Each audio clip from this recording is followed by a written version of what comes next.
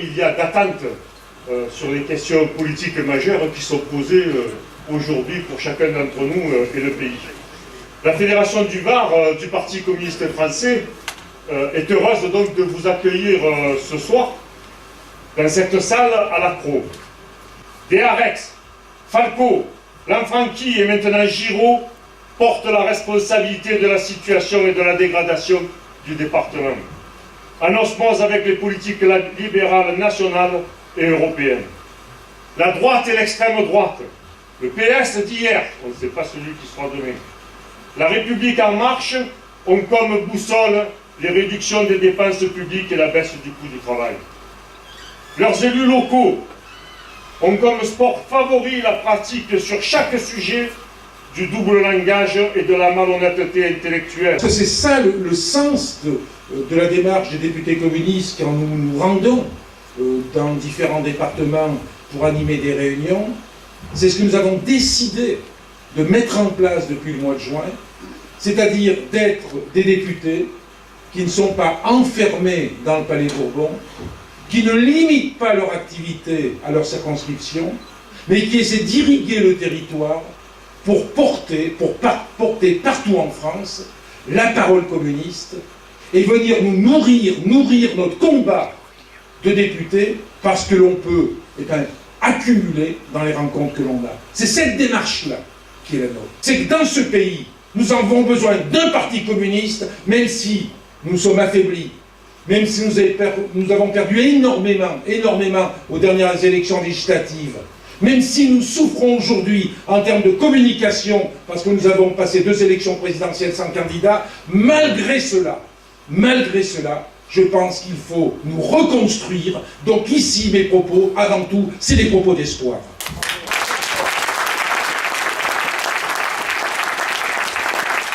Et cette force que l'on a avec les 11 députés communistes, il faut bien comprendre une chose, malgré l'affaiblissement qui est réel, il suffit de regarder les résultats sur l'ensemble des départements, à quelques exceptions près, l'affaiblissement réel. Malgré cela, nous étions, dans la mandature précédente, 7 députés communistes, nous sommes aujourd'hui 11. Sur les 11, 2 anciens, Marie-Georges Buffet, toute son expérience, et moi-même, et 9 nouveaux. Et ce que je peux vous dire, c'est les 9 nouveaux députés que nous avons à l'Assemblée nationale, ce sont des élus extraordinaires, qui viennent avec une connaissance de la lutte, qui viennent avec de l'expérience, plusieurs ont été des élus locaux, qui viennent avec un dynamisme, une intelligence, qui fait qu'aujourd'hui, je le dis, je vis comme président de groupe une forme de bonheur.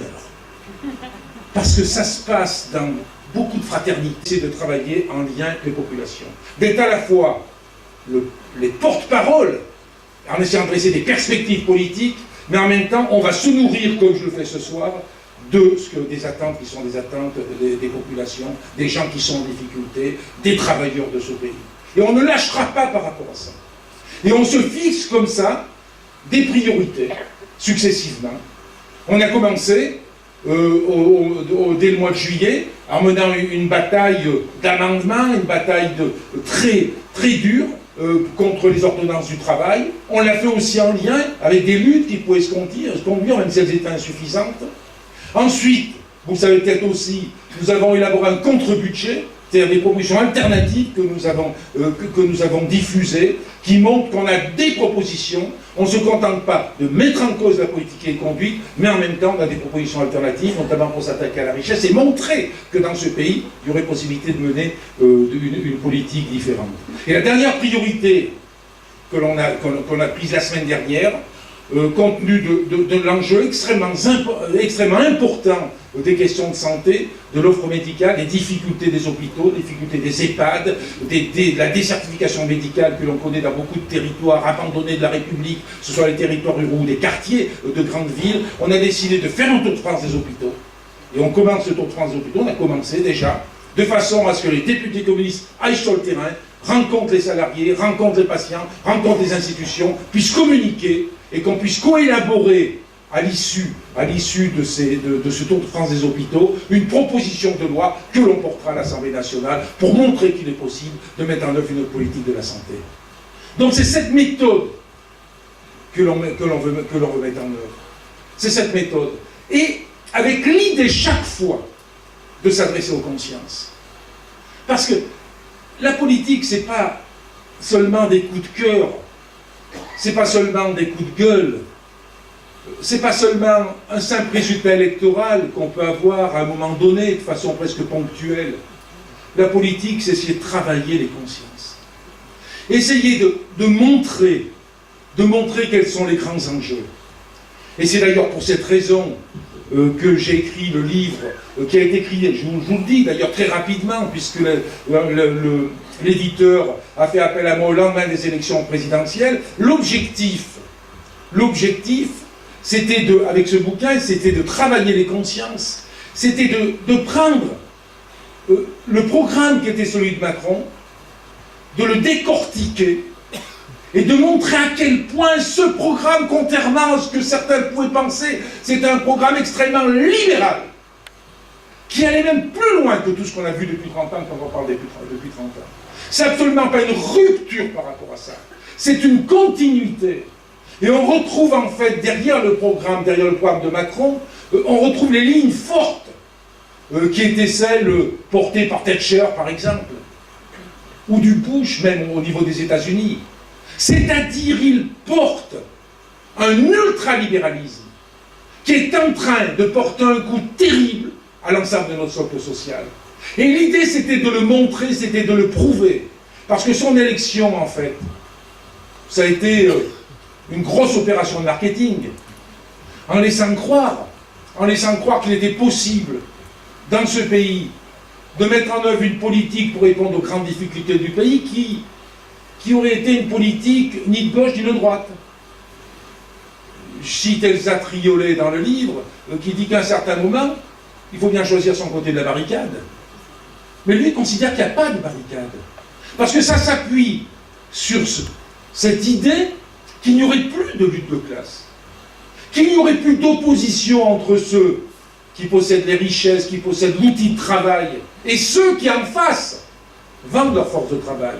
Et il a bâti toute sa politique par rapport à ça. Et en essayant de faire croire que dans la mesure où la lutte des classes n'existerait plus, dans la mesure où il n'y aurait plus cette opposition fondamentale, eh bien il y a possibilité de redresser le pays en faisant des cadeaux aux plus riches.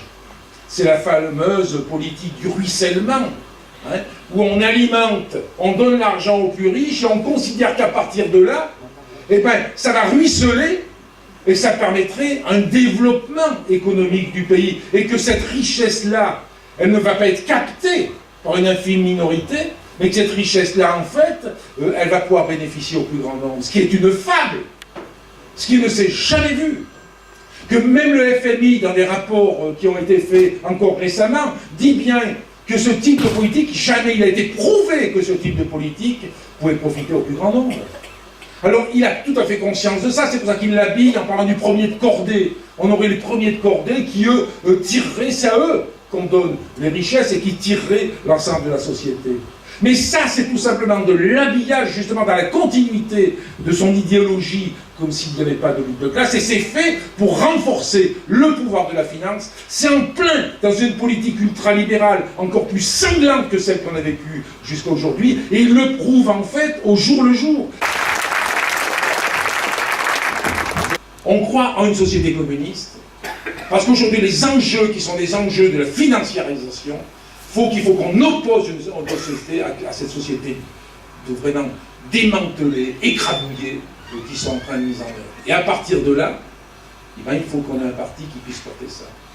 Pas un parti qui s'arrogerait une espèce de,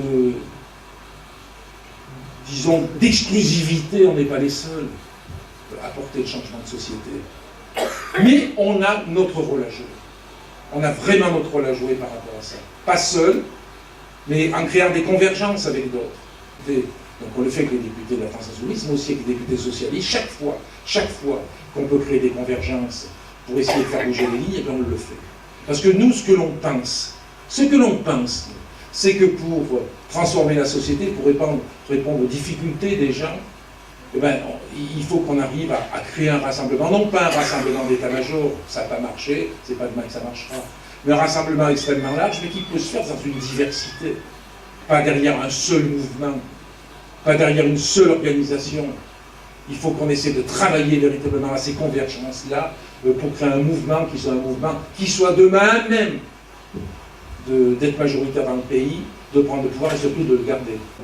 Et dans l'immédiat, je pense, moi, que dans l'immédiat, il faut qu'on essaie de lutter contre la résignation, parce que la résignation, elle est dans les têtes, en fait. Lutter contre la résignation, c'est se saisir de toutes les luttes qui peuvent émerger. Il faut qu'on s'appuie sur les luttes. Il n'y a pas de petites luttes. Il faut que chaque fois qu'il y a un mouvement où les gens, les citoyens se rassemblent, eh bien, il faut qu'on soit présent, non pas pour dominer, mais pour être avec ceux qui agissent, apporter notre expérience aussi, et si on le peut, être ensuite les relais dans les collectivités où on siège de ce qui se passe sur le territoire, comme on va le faire, on essaie de le faire avec les hôpitaux. Et si possible, essayer d'obtenir des victoires, parce que par les luttes, on peut obtenir des victoires. Et le jour où il y aura ce petit déclic, où des victoires seront obtenues, je pense notamment sur les questions des EHPAD, des hôpitaux, il faut qu'on fasse bouger les lignes, il faut qu'on essaie de casser la tarification à l'activité, il faut qu'on essaie de casser cette politique de la rigueur, qui est notamment cette politique de la rigueur au niveau de la santé dans notre pays. Si on arrive à faire bouger les lignes, ça permettra de lutter contre la résignation. Deuxième point, moi je pense qu'il faut qu'on porte des grandes batailles nationales. Des grandes batailles nationales sur des thèmes. Il y a les luttes de terrain, mais il y a aussi, et c'est ce que je regrette un peu dans notre parti aujourd'hui, mais c'est une responsabilité de tous, c'est qu'on ne soit pas à même de prendre un sujet et de le porter jusqu'au bout. J'ai un exemple, c'est celui de la sécurité en formation. On a déposé cette proposition de loi. En janvier 2017 à l'Assemblée nationale. On s'en est pas saisi. Peut-être parce qu'on ne s'est pas communiqué dessus. Mais il faut imaginer ce que c'est. Quelle peut être notre fierté de porter cette proposition au niveau de ce qu'a été la sécurité sociale avec Ambroise Croizat. Faire en sorte qu'une personne qui rentre dans la vie active, eh ben, il ait durant toute cette période de vie active une sécurité qui est une sécurité d'emploi et qui pourrait être des emplois et des formations sans interruption. Et un revenu, le droit au revenu, un droit au salaire en quelque sorte, même si on n'a pas d'emploi direct et qu'on est en formation. C'est quelque chose d'extrêmement fort. Je disais aux États généraux samedi dernier du parti, je disais qu'aujourd'hui, il y a 50% des emplois, 50% des emplois qui ne seront plus les mêmes dans les 15 ans qui suivent.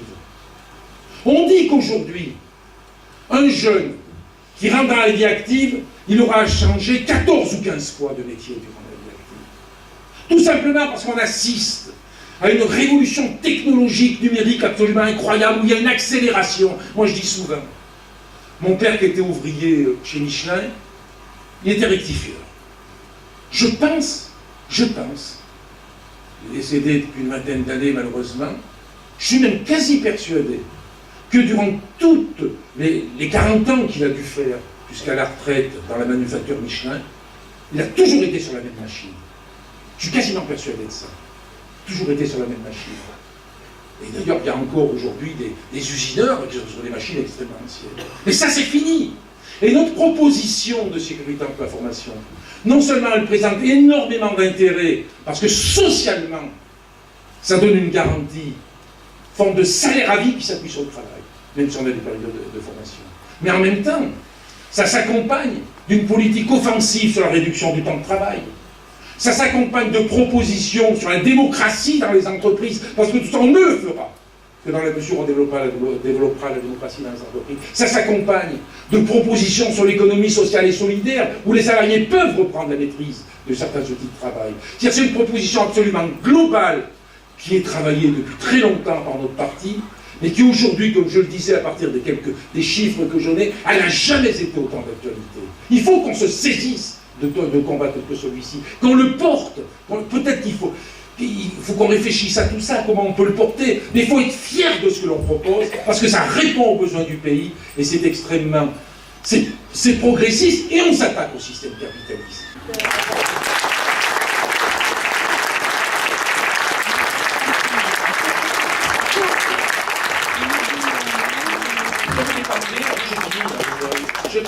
Qui a été discuté, rediscuté, congrès, voilà.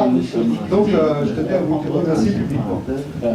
Comme vous étiez en retard, je me suis permis d'acheter le petit bouquin là, que vous avez fait récemment. Entanché, bien plus entanché qu'en jamais autant qu'il faut attendre que nos élus et nous leur faisons confiance.